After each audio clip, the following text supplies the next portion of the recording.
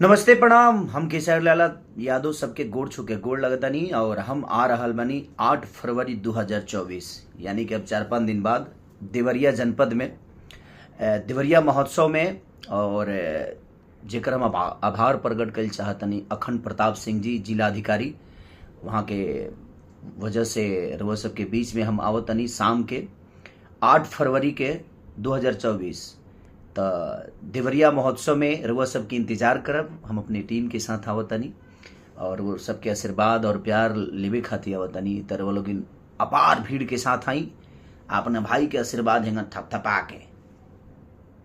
Love you. Deoria महोत्सव 8 फरवरी 2024 को। Love you all. Thank you. एगो बात बताई तो बतावे देबू का। Love you.